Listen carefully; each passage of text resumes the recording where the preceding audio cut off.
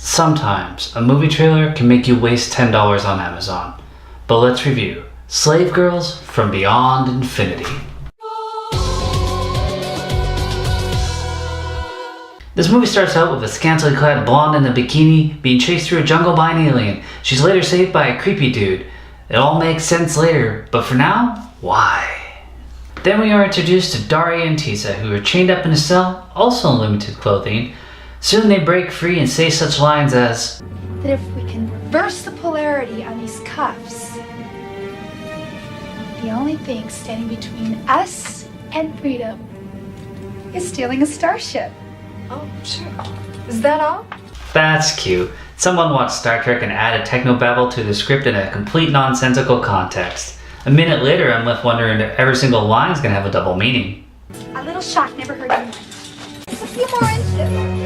The guards on the ship don't get paid much, or have much stamina. Did you see those two they threw in solitary today? Not yet. I'd give a year's pay for 10 minutes of that. The girls steal a ship and throw out terms like atomic induction and hyperdrive systems, very Star Wars of them. The snappy dialogue is a special kind of painful, but you get used to it. Feels good to be back in the saddle again. I could say something rude, but I won't. What kind of range is this ship got? Beggars can't be choosers. Yeah, we could be choosing a course to oblivion. At least it's our choice. So they can steal a ship but not clothes. I'm not complaining, I'm just pointing out their priorities. Also, it's cold in space. They get tractor beamed and pulled down to a planet and we meet some robot dudes. And this really cool fortress that was abandoned by space pirates. And our host Zed, well, he really likes hunting. Forgive me. When I start talking about hunting, I become oblivious to everything, even beautiful women. At dinner that night, Rick is pretending to be drunk because he suspects Zed is killing off his guests. And he has his sister Shala, played by Brinke Stevens, to protect. There were 4 of us a week ago. The others have disappeared. Stevens is the one that stands out as she manages to make the dialogue sound natural. She's the only one. Zed does eventually take Shala and implied rape her with robot assistance, but the even creepier part is the cigarette and the robot massage after. Krel, afraid we need to keep Shala under restraint. If she awakens, she's likely to alarm our other visitors.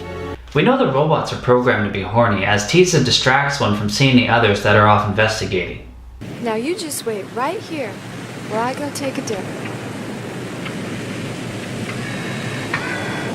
Rick and Daria sneak back into the fortress and pretend to make love so that Zed, who of course is watching because that's what perverts do, is convinced that they didn't leave.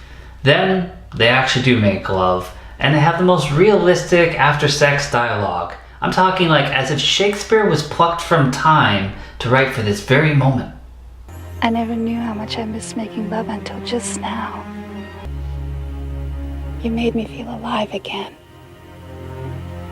I know what I want. I know what it is I'm fighting for. Thanks. You don't have to thank me. It was my pleasure. If I died today, I wouldn't complain. A minute later, Rick complains, as Zed gives him a gun, sends him out into the jungle, and hunts him. I like that Zed lives by a hunting code. It's his character that's questionable, and his methods. But how can you leave out the Hemingway quote? There is no hunting like the hunting of man, and those who have hunted armed men long enough and liked it, never care for anything thereafter. I mean, that quote is Zed's character, so why leave it out? Rick does manage to shoot one of the robots, but then gets caught in a giant spider web. We never see the spider. Also, laser crossbows.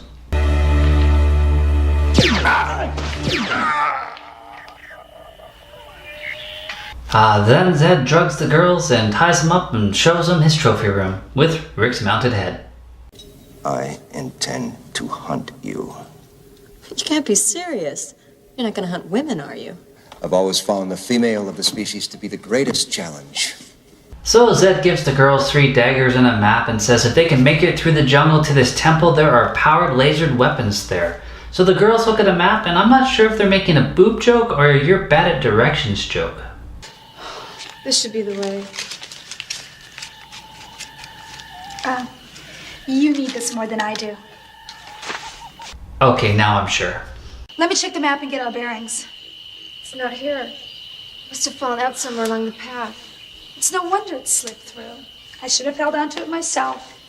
That's cold. Especially in a time like this, you should be banding together. There's a cool fallen tree bridge over some art canvas, and they spend a lot of time there when they probably should be running. And they lose Shala because they go back for the map, and Zed also foolishly wounds himself, and then they head back to that bridge and hang out there again. Finally, the girls reach the temple, and inside the temple is the Phantom Zone. This must be the Phantom Zone Zed warned us about. Considerate of him not to mention it surrounds with weapons. I have the strangest feeling the normal laws of time and space no longer apply. Somebody watch Superman. So the girls get the weapons and say supersonic psycussion. If I fire in a 360-degree pattern... The shot that doesn't echo back will be the direction of the opening to the outside. Exactly. I mean, if you're gonna say and do something stupid, at least add the special effects in there so the girls don't look stupid doing it. Let's do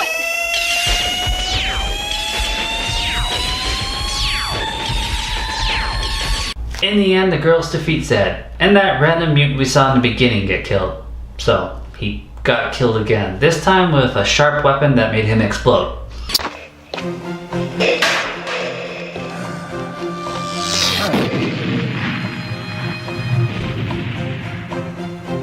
Zed's injuries weren't that severe, but nonetheless he crawls to his throne room and blows up the planet.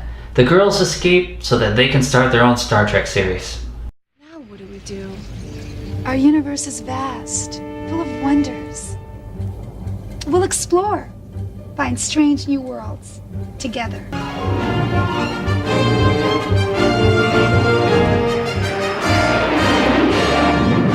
I'm not sure where the Beyond Infinity comes into factor, but there is an odd fact surrounding this film.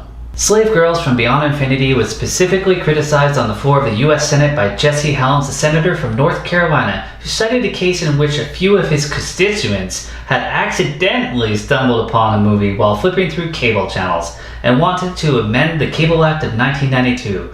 Helms wanted to force cable operators to block indecent programming unless customers specifically asked for it in writing. The amendment was struck down by the U.S. Federal Court in '93, and that decision was upheld by the U.S. Supreme Court in '96. Stumbled upon it. You set your VCRs to record it when your wife went to sleep, and then labeled the tape sports so that she didn't discover it. I'm going to inform the master. Tattletale! In the end, this was made to be a B-movie. You watch it to see girls run around in skimpy outfits with bad special effects, and in that, it delivers. The acting's a bit off-putting, and the dialogue, well, Academy Award-winning stuff here.